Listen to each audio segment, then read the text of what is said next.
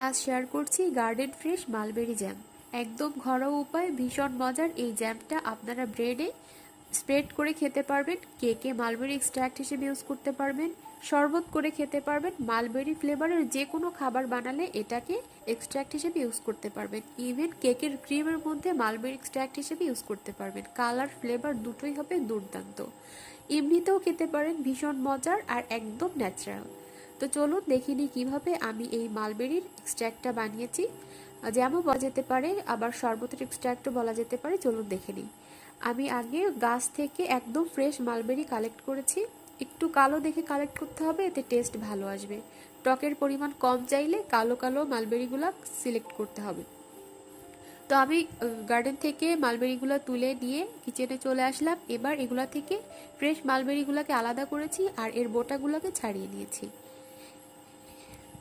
এবার এগুলোকে আলগা করে ধুয়ে নিতে হবে। খুবই নরম, প্রচণ্ড জুসি, বেশি চাপ দিলে এর থেকে জুসটা কিন্তু বের হয়ে যাবে। আলগা হাতে পানি দিয়ে 1 থেকে 2 বার হালকা করে ধুয়ে নেবেন। একদমই চাপাচাপি করা যাবে না, জাস্ট এভাবে করে আলগা হাতে ভিতরে ময়লাটা বের করে নেবেন। অলরেডি কিন্তু অনেকটাই জুস এর মধ্যে চলে গেছে। তো তুলে দিচ্ছি। এবার চলে যাব কড়াইয়ে। এই যে আমার মালবেরিগুলো ধোয়া শেষ, কি ফ্রেশ আর কি পরিমাণে জুসি, প্রচণ্ড মিষ্টি এই মালবেরিগুলা। তো চলুন এখন মূল রেসিপিতে চলে যাচ্ছি। কড়াইয়ে মালবেরিগুলো ঢেলে দিয়ে 2-3 মিনিট একটু নাড়িয়ে চাড়িয়ে একটু গলিয়ে নিতে হবে। এটাকে আগুনের তাপে আনার সাথে সাথেই কিন্তু গলা শুরু করবে, বারবার নাড়াচাড়া করতে হবে যেন দ্রুতই গলে যায়। এবার দিয়ে দিচ্ছি যতটা পরিমাণ মালবেরি, এখানে 200 গ্রামের মতো মালবেরি আছে, আর তার জন্য প্রায় 200 গ্রামের মতো চিনি নিয়ে এটাকে নেড়ে চেড়ে মালবেরির সাথে গলিয়ে দিতে হবে। ঢেকে দিচ্ছি সেদ্ধ হওয়ার জন্য। 5-7 মিনিট পরে এখান থেকে বেশ খানিকটা গলা শুরু হবে, নাড়িয়ে চাড়িয়ে নিতে হবে বারবার। আবারও ঢেকে দিব। এভাবে করে 2-3 বার ঢেকে ঢেকে নাড়িয়ে চাড়িয়ে টোটাল মালবেরিটা এরকম গলিয়ে নিতে হবে। অলরেডি কিন্তু জ্যামের ফিগারে চলে এসছে। এই যে ঘন হয়ে আসলে এর মধ্যে দিয়ে দিব অর্ধেকটা পরিমাণ লেবুর রস। লেবুর রসটা অবশ্যই দেবেন, তা না হলে কিন্তু এটা একদমই শক্ত হয়ে যাবে।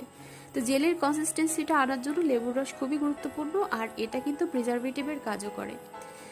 তো এই যে আমার মালবেরির জ্যামটা কিন্তু প্রায় হয়ে গেছে। আমি অর্ধেকটার মতো লেবুর রস ইউজ করেছি, খুব বেশি ইউজ করা যাবে না, এতে স্বাদটা কিন্তু মালবেরি থেকে লেবুতে চলে যাবে। সো মালবেরির অ্যাকচুয়াল টেস্টটা রাখতে গেলে অর্ধেকটাই লেবু দিবেন 200 গ্রামের জন্য।